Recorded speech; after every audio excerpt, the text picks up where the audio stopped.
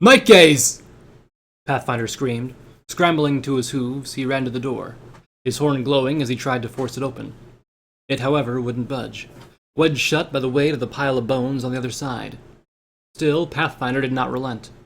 He planted his hooves and began to launch blasts of magic at the door, which burst and exploded like fireworks, casting harsh light and deep shadows across the room. "Stop it, Sergeant!" Twinblade snapped as she pulled herself to her hooves. "No! We can save him!" Twinblades came up behind him, touching his shoulder. "No, we can't. Getting buried under that much weight. Even if he is alive, he'll be dead by the time we'd be able to dig him out." Pathfinder unleashed one final blast of magic, then slowly crumbled to the ground. He tore off his helmet, throwing it across the coffin chamber, and then pressed his head to the cold stone of the floor. Why did he do it? Because if he didn't, those bones would have been able to chase us in here, and then we'd all be dead. It was a necessary sacrifice. For the princess. The princess? Pathfinder screamed, pointing an accusing hoof at Celestia, who was only just starting to pull herself off the floor. "It's her and her sister's fault we're down here in the first place! No pony had to die tonight. And why do we need them anyway? In the old country, ponies moved the sun and moon without their help. What makes her life more valuable than night gazes? What makes her life more valuable than fortresses? We should push her out this door, because I bet she's the one it wants."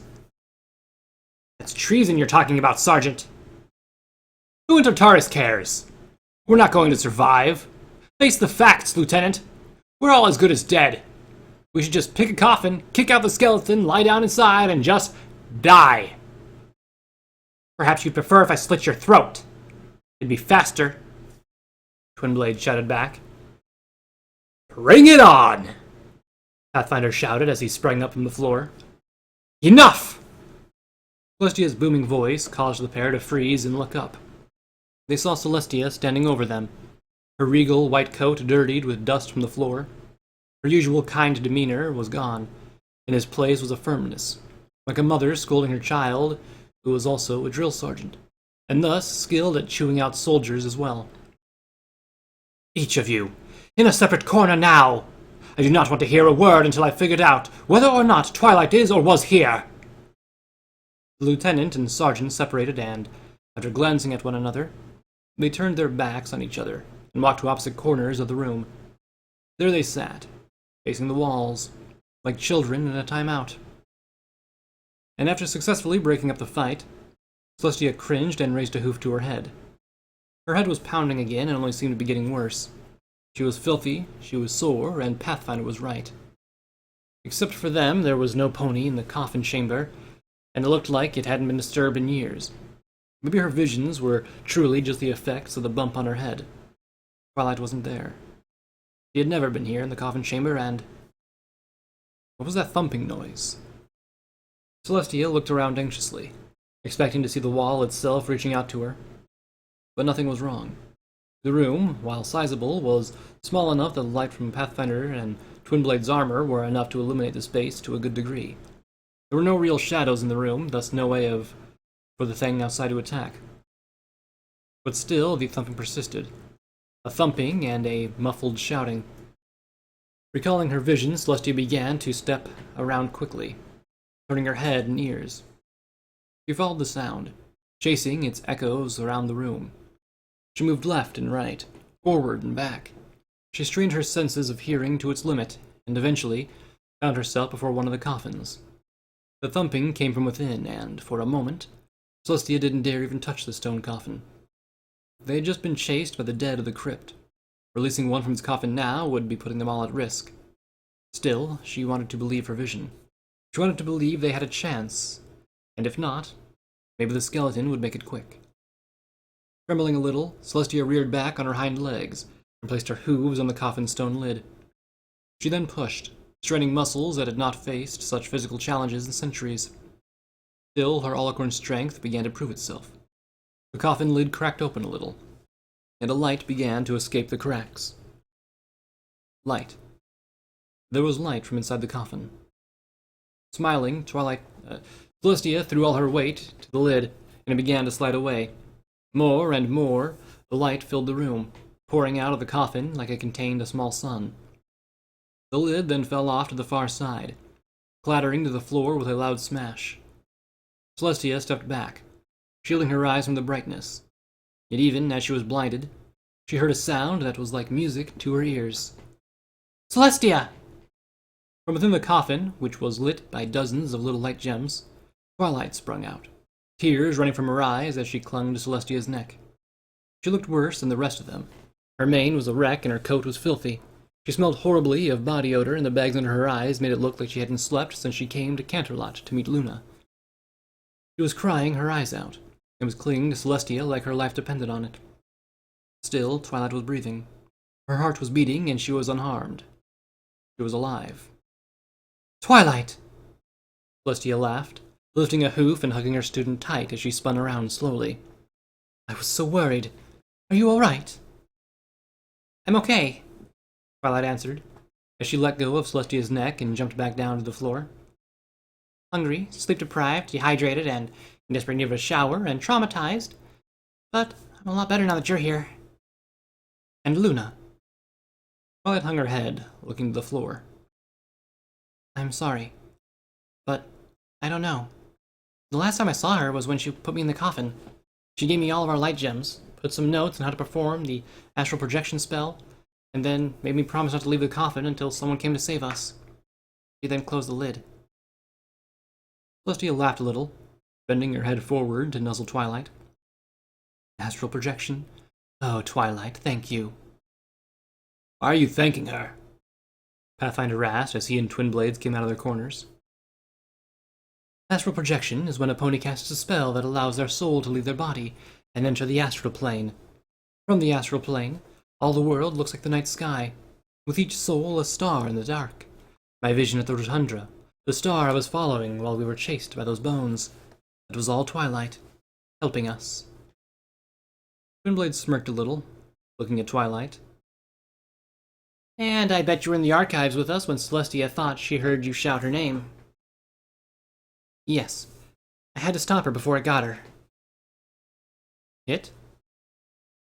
"It's the thing that's been chasing you," Twilight explained. "It's the whole reason Luna and I came here. Well, I think it's the reason we came here. Or actually, I think the reason we came here was to find a way to deal with it. But then again, Luna said..." "Twilight?" Celestia said calmly. "Please, just start from the beginning. Why did you and Luna come here?" Twilight looked around at Celestia and the two guards. Then she sighed, sat down, preparing for the long story. "We came here looking for a book." "And you're sure it's not in the Royal Archives?" Twilight nodded, still sitting at a comfortable chair in Luna's private study. The Moon Princess was before the fireplace, which popped and crackled with a low fire. Twilight had been in the room before, had seen its fine furnishings and cool color palette. The room's usual comfortable darkness, however, was being pushed back. There were dozens of candles and lanterns all around the space, leaving no dark corner to be seen. It reminded Twilight of a time when she was young, and she was afraid of the monster in her closet. She made her very first light gem enchantment and put it in the closet to keep the monster from getting her. "I checked the stacks myself, but I couldn't find it anywhere," Twilight said. "It would help if you could give me a title or an author. I don't mean any disrespect, but it's kind of hard to find a book when you just tell me what it looks like." "A leather-bound book is a rarity in itself in Equestria," Luna said firmly as she continued to stare into the fire.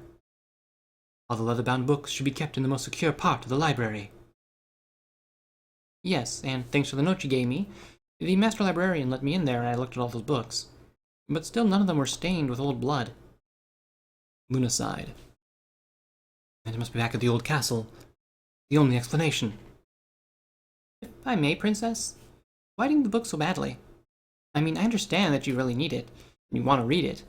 And there's a couple of books I want to read really badly. I camped out at the bookstore so I could be the first in line to get one. Still, what's so important about it, and why can't you look for it yourself?" "I tried to find it," Luna said, turning away from the fire and revealing her bloodshot and bag-rimmed eyes. Celestia, however, began to question why I was spending so much time among the stacks. But I cannot explain why. She cannot know what this book exists. Twilight, let alone that I am looking for it. Why? Because it is a relic of my shame, Twilight, Luna replied as she walked closer. And I have disappointed my sister enough. Now, we must go to the old castle and find the book quickly. We're already running out of time as it is, and if I were to depart alone, I would only raise suspicion. If, however, we were to go to the old castle together, the guards would just assume that we were going on an archaeological or research expedition. But why? Twilight questioned. What's so important about the book? I pray to thee, Twilight. Do not make me explain. This is something we must simply find. It is only the way to make up for what I've done. Please, I beg thee, you must help me find the Clavicle Concordia Regais. She just seemed so scared, so I agreed. Twilight continued. All four of them had laid down to the floor of the crypt, surrounding themselves with light gems that had been in the coffin with Twilight. They had also placed a few in the middle, like a campfire. We left that evening, and arrived here with some of Princess Luna's most trained guards. We found the door, made our way down to the tunnels, and everything seemed fine. Luna remembered the layout well, and we were able to find the archives quickly. She then ordered the guards to spread out while she and I went to check the vault. This is so amazing, Twilight said, shining her light across the bookcases. Windows haven't been down here in centuries, and it's still standing. Oh, I bet the shelves have temporal lock spells on them, or maybe rot-resistant enchantments. Please, Twilight, calm yourself, Luna said as the pair continued towards the back of the archives. There aren't even books on these shelves. I know, but there's still so much there, Twilight said with a small bounce before looking back over her shoulder. Like the statue of Star Swirl the Bearded. It's so amazing. The pictures in the books really never do him justice, if that's what he really looked like. And he was even wearing his hat with his bells. Oh, why didn't Princess Celestia have it moved back to Canterlot? And the statue was carved directly into this chamber, from the same stone the rest of the tunnel was cut from, Luna explained. They are as much a part of the cliff as the rest of these chambers, and removing them haphazardly could leave more cave-ins, like the ones we saw near the front of the room. Oh, well, I guess that would be bad, Twilight said with a weak chuckle. Still, her enthusiasm soon rebounded as she and Luna reached the far end of the hall. Before them stood the old castle vault, hinges covered in dust but the metal shining strong. Oh, wow! Princess Luna smiled as well. Her horn glowed as she stretched out her magic. Small clicks and clanks began to emanate from the vault as she worked to release the locks. Hopefully the books are in here. We are running out of time. What do you mean by that, Princess?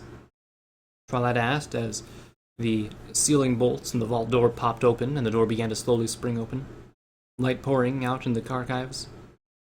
I mean, it's not like Discord will escape if we don't find this book. She paused, forced a chuckle, and looked at the princess. Will he? No. Discord is going to remain sealed for many more centuries, Luna assured as she jumped into the vault. With a flare of her horn, she began to open and close doors and drawers on the sides of the vault systematically, her aggravation growing as she found all of them were empty. Oh, that's good, Twilight said as she laughed a little bit relieved. And I do hope we find the book soon. It's getting cold in here. Luna stopped in her hooves, becoming still as a statue. Cold? Yeah, Twilight said with a laugh as she rubbed one of her forelegs against the other. I don't know why, but I'm getting really cold. I mean, look, you can even see my breath. Twilight sucked in a deep breath and let it out, watching and smiling as a cloud of steam curled from her mouth. You shan't have her, monster! Twilight jumped at Luna's shout and was caught in the air by the princess's levitation spell. The next moment, Luna had pulled Twilight into the vault and shoved her into the back corner of the well-lit room. Luna then stuck her head out the door, shouting with all volume of her voice could muster, Guards, to me! The clatter of armored hooves began to fill the room, Luna's guards racing from the different paths to the archives. Yet at the same time, a cold wind blew in through the vault door, was accompanied by a low, distant roar, and a deep rumble that seemed to shake the whole castle. "Luna, watch out!" Twilight shouted, warning the princess just in time. With a great leap and flap of her wings, Luna jumped back before she could be struck by the vault door, which was slamming shut from the outside. Still, Luna did not waver a moment. She landed, skidded across the floor, and leapt back at the door, throwing her shoulder against it. "No! No!" "Don't worry, princess! We'll get you out!" the Lunar Guard shouted from the other side. "No! Do not linger here!" Luna shouted at them. "Get back to Canterlot now, and tell my sister to bring as many guards as she can muster. Every corner of these tunnels must be lit, otherwise no pony is safe." "We're not leaving you here, princess!" one of the Lunar Guard shouted back to her, before his voice quieted. You! I want that door off its hinges now. Cut it out if you have to. You're with me. This door wasn't shut on its own. We're going to find out who or what is responsible." "Yes, sir," a trio of voices replied before the sound of magic blasts levied against the door began to fill the vault's interior. No, you fools! Run! You must run!" Luna shouted before cursing under her breath. She turned back, magic flaring as she resumed her search for the vault. She tore open the secured cabinets and drawers that lined the walls, and slammed them shut as she saw they were empty. "Princess Luna?" Twilight stuttered, climbing to her hooves as her saddlebag slid off her back and fell into a corner. "What's going on? Why are you so scared? What's out there?" "I cannot explain right now, Twilight. Not if we are to save... Ah!" Twilight and Luna froze, turning their eyes to the vault door. The scream had come from one of the guards. It had been a blood-curdling scream. The sound of magic pounding against the door ended. The unicorns who had been trying to force their way into the vault began calling to their comrades, their voices growing quieter and more distant. Then nothing but silence. Twilight took a few ginger steps backwards, moving closer to Luna but ensuring the princess was between her and the door. "What's going on?" "Please, Twilight. We cannot focus on that. Help me search," Luna stressed, though there was an underlying tremor in her voice. Still, Twilight did as she was asked. She began to search the vault as well, and together the two made short work. Still, even after checking every nook and cranny, they weren't able to find anything. The vault was totally empty. No, Luna said, sweat forming on her brow as she began to recheck random parts of the vault. "It has to be here. It has to be. There is no other place it could be." "Says Luna, please. What's going on? What's out?" There was a click. The tumblers in the vault, which had locked into place when the door had slammed shut, opened. Then came the distinctive rattling of the door's internal gears, as the large bolts which had held the door shut slid back. Finally, with a small jerk, the vault door popped open, and slowly swung wide. A cold draft washed over Luna and Twilight. The light from the vault's interior stretched out into the darkness, revealing no pony. "Who opened the door?" Twilight asked as she took an anxious step backwards. The room beyond was all too quiet, and her skin crawled, like she was being watched. The air was once again cold enough that Twilight could see her breath, but she drew no joy from it as she had before. She breathed out, and the steam from her breath rolled back into her face, like some great blast was bearing down on her, breathing out and baring its fangs. "Twilight, do you know how to make a light-burst spell?" Luna whispered, moving close. "I do."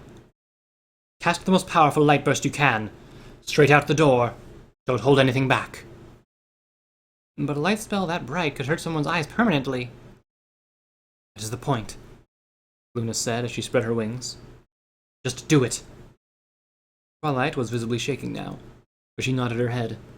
She built up the spell, pouring as much magic as she could muster into the spell. Then she unleashed it. The burst of light was like a small sun had briefly come to life inside the vault. It made a column of illumination burst out into the archives, and something screamed before ducking out of the light. Luna scooped Twilight up at that moment and sprinted from the vault, spreading her wings and flying between the empty shells of the archives.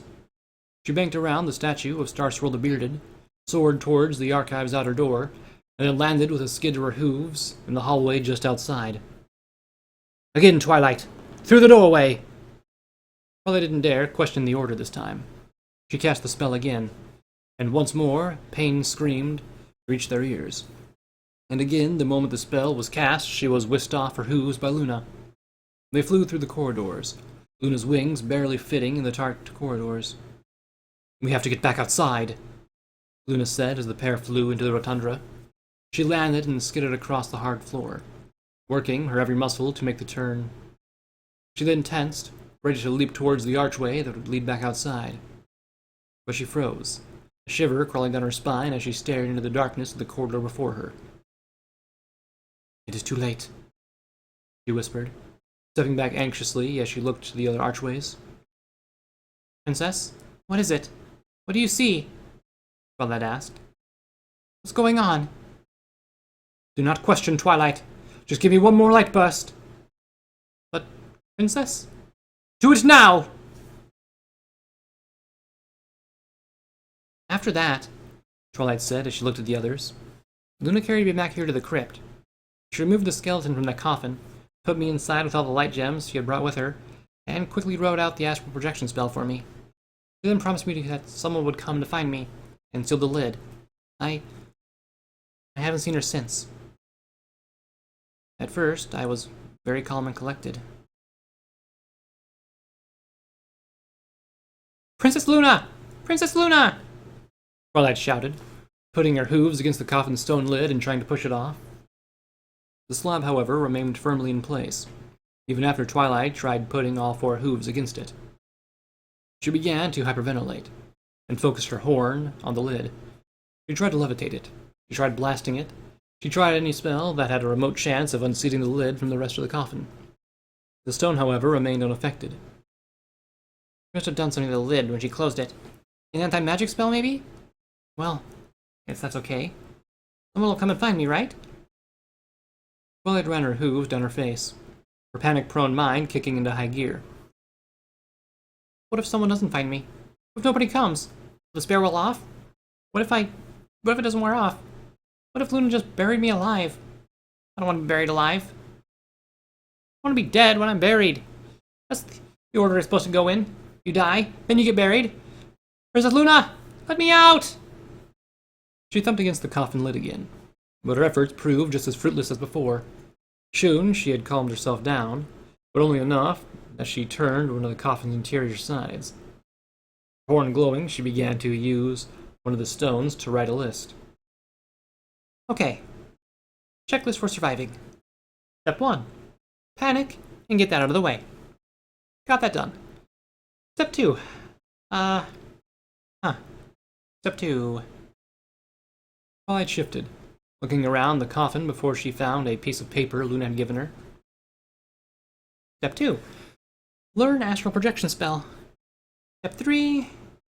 Figure out the rest of a list so we can see what the astral projection spell can do. And step 4. Panic again. I'll need it by then. I think the only reason I didn't go crazy was because of the astral projection spell, Twilight said with a low chuckle. It let me leave the coffin, at least in spirit, and I was able to watch the guards arrive. The astral plane is so surreal. All you can see are living things, souls and magic. I could see the Everfree Forest. I could see the bright souls and magic of the guards when they arrived and searched for me and Luna. I saw you arrive, she said while motioning towards Princess Celestia. And I was so happy. I was sure you'd find me. You were so close earlier, but then you left. I decided to just wait here for you, hoping that you'd come back. But that's when I started to see the souls blinking out. I saw 2 disappear, and then 4. I didn't know what was happening, so I decided to go and follow you. And that was when Paula began to tremble, shivering a little as she looked over her shoulder. When I saw other things, it was hard to see.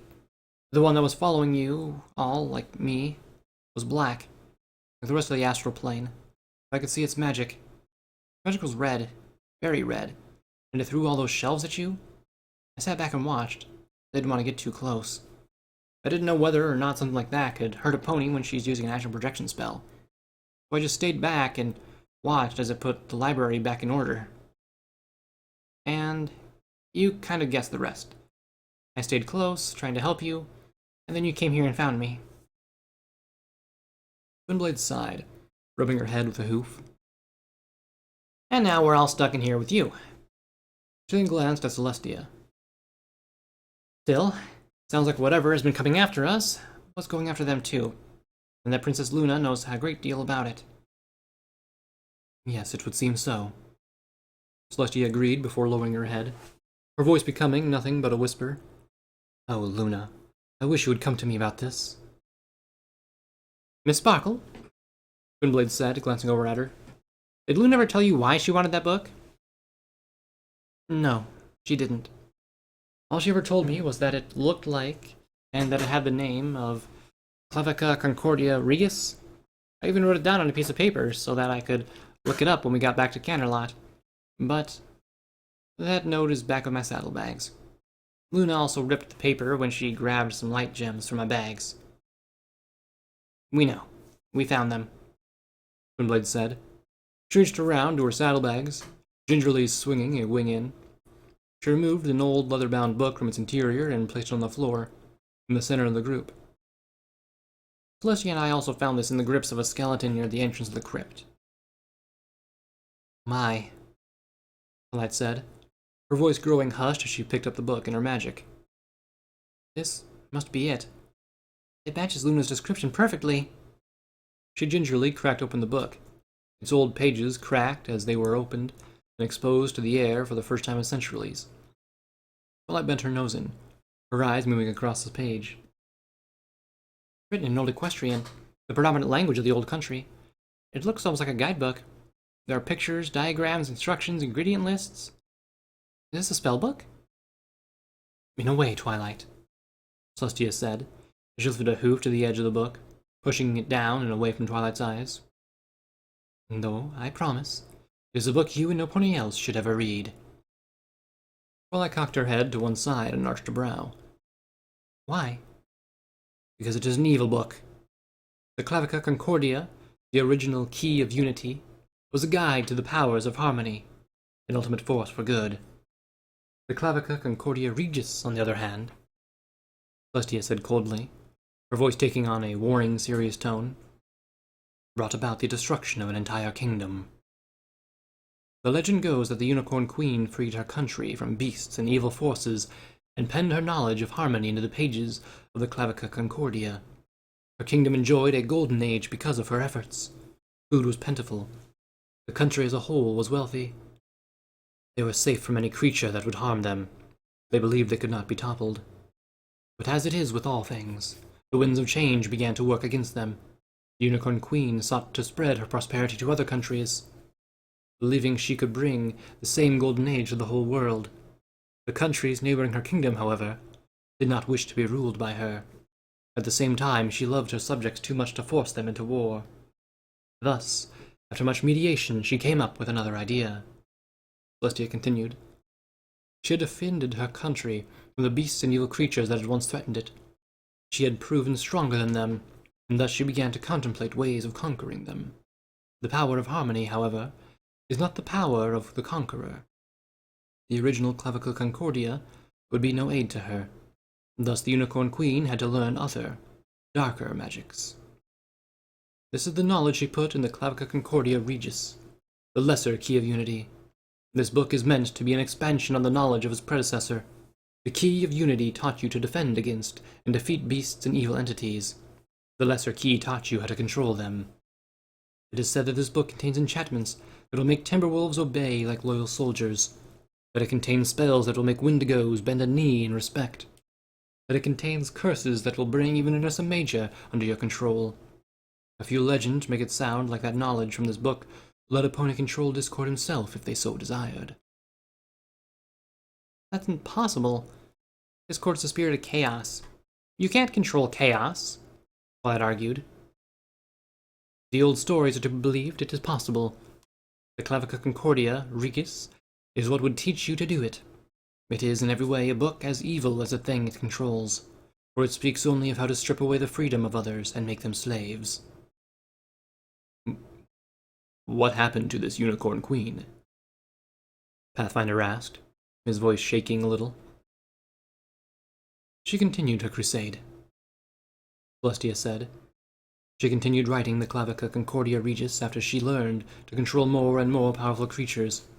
She began to expand her kingdom with her power, dominating the armies of foreign lands with forces they had no hope of defeating. It seemed she was unstoppable, but then, in her pride, she attempted to control the Dark King of Tartarus himself. She tried to control Tyrek. Twinblade's Pathfinder and Twilight all shivered at the mention of the name Tyrek, as if an icy wind had just blown down their spine. The nightmare moon of legend was the boogeyman that parents used to scare their children with, and keep them at bay with offerings of candy. Tyrek was the evil that many full-grown ponies, especially religious ones, feared and respected. But Tyrek cannot be controlled, Celestia continued. The moment the Unicorn Queen cranked open a window to Tartarus, bypassing the great gate of the Cerberus guards, Tyrek burst through. He unleashed the devastation of power of darkness, the dark rainbow. Wait, did you say rainbow? Pathfinder interrupted. Yes, though one could hardly call it that. It moves like lightning. Whereas the elements of harmony mend, it destroys. Where the elements heal, it cuts a swath of death, like the Reaper itself. It is, however, only described as being compromised of 6 colors bent and twisted around another. Thus, while Tyrek is the only one that knows its true name, history has come to call it the Dark Rainbow. And it is a terrible force, Celestia said. Both it and the elements of harmony derive their powers from the state of the world. If harmony, goodwill, and kinship reign supreme across the lands, the harmony are the greater power. When the opposite is true, the Dark Rainbow is king. And that night, Tyrek used the Dark Rainbow to decimate the landscape. Forests were leveled, the earth was salted, and fire rained from the skies. The queen tried to rally her armies of beasts against him, but he is the king of all beasts and demons. The queen's armies turned on her, and under Tyrek's leadership, cut a swath of destruction. It is said everyone in the queen's subjects were wiped off the face of the earth in a single night. Celestia took a deep breath, burdening by the thought that a similar fate might happen on Equestria still. She continued, a bit of hope flickering into her voice. Tyrek was eventually driven back to Tartarus with a mystical rainbow of light, like the elements of harmony. But he did not go back alone. In the last moment, he grabbed the Unicorn Queen and dragged her back to Tartarus with him. Why did he do that? Pathfinder asked, lowering his head near the floor as he trembled a little. Celestia shook her head. I cannot say for sure. It is detail that varies greatly between the tellings of the tale and the moral of storyteller wishes to stress. In some, Tyrek punished her for seizing control of the beasts and entities that should be his and his alone to command. In others, he wished to get revenge against her for writing the original Clavicle Concordia.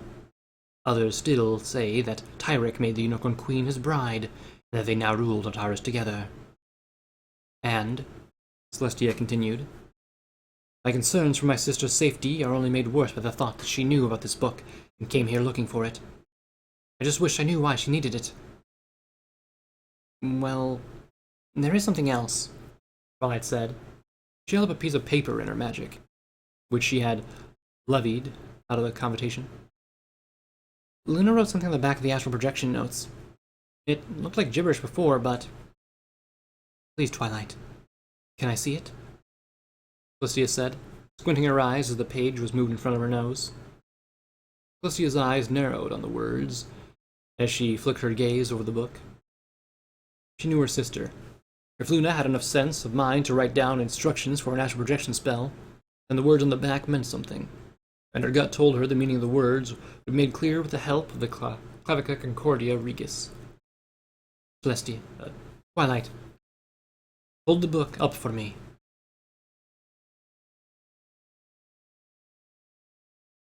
Luna, what have you done? Celestia closed her eyes and pressed a hoof to her forehead. trying to rub away the low throbbing that had come back from the strain of reading. Twilight was sitting near Celestia, holding the book but not reading it. As Celestia had requested, Pathfinder and Twin Blades had laid down to try and get some sleep, but they had stayed awake watching Celestia, just as Twilight. Now all three rose back to their hooves and moved in closer. "What'd you find, Princess?" The words Luna wrote on the back of the paper were names. They are names of sick demons of Tartarus that can be invoked and controlled with the instructions on the book. These things, these rites, these rituals, these entities, they are the ones that turned Luna into Nightmare Moon. Celestia lifted a hoof, pointing at the first name on the back of the piece of paper, which was laid out on the floor between her. Erebus, the Greedy. Invoking him gives the pony the drive and ambition to accomplish their dreams. Lirje, the Archer, the one who causes great battles and disputes. He grants his summoner the advantage of any conflict. Barbas, the Liar. He changes ponies into all other shapes, granting the power of self-transfiguration. "Like when Nightmare Moon transformed herself into a cloud of magic," Twilight commented, her voice a hushed whisper. Celestia nodded before continuing, and read down the list. Katrina, the Cruel. She makes the summoner remorseless, allowing them to do what is necessary without guilt. Fufur, the Traitor. He grants power to storms and lightning. The power Nightmare Moon had shown when she shocked the guards of the Ponyville Town Hall, Twinblade said. Finally, Grogor, the Demon Wizard. He grants power immeasurable. The book also says that when invoking multiple creatures at once, Grogor can be used as a commander. Controlling him will control the lesser entities that are summoned. All the power Nightmare Moon had, the power she used to take over Equestria, came from these six, Celestia confirmed as she nodded to Pathfinder. And it would make only sense that this is why Luna returned. This book had filled with warnings and cautionary notes of what can happen if summoning them should go bad, so as the summoner may become possessed or cursed. Truthfully, these spells are equivalent to breaking criminals out of jail. Yet once they're out, there's only a few things on their mind, making sure they stay out. Celestia turned the book to the last chapter. It was an incomplete chapter, with only a few words scrawled on the page beneath the sketch. Yet the sketch alone made the blood of every pony in the room grow cold. It showed a great black horned centaur with skin as red as blood. He bore great horns and carried a small leather pouch on his chest, and helping their leader escape as well. "But how?" Twilight asked. "Luna did all this. She made herself into Nightmare Moon 1,000 years ago. If these creatures wish to be free, or free Tyrek, why haven't they done it already? If what this book says is true, it is because they require a summoner. They themselves cannot pierce the veil of magic that protects Tartarus. Only one mare in all history has, and that is the Unicorn Queen who wrote this book. They would require someone who has read and understood the book as thoroughly as the Unicorn Queen herself. Someone like Luna," Twilight whispered, as she was scared to even mutter the words. Celestia felt the air grow stone cold in her chest, as guilt weighed heavily on her heart. She looked to the book on the verge of tears. What had she driven her sister to do? A millennia ago, did Luna truly grow so jealous that she would resort to such drastic measures? Celestia didn't want to believe it, but the truth was staring back at her. Luna knew the Clavicle Concordia Regis was here, and she scrawled the names on the back of the page for a reason. Now they had come to find and save Luna. They had to save her before Tyrek himself walked the earth.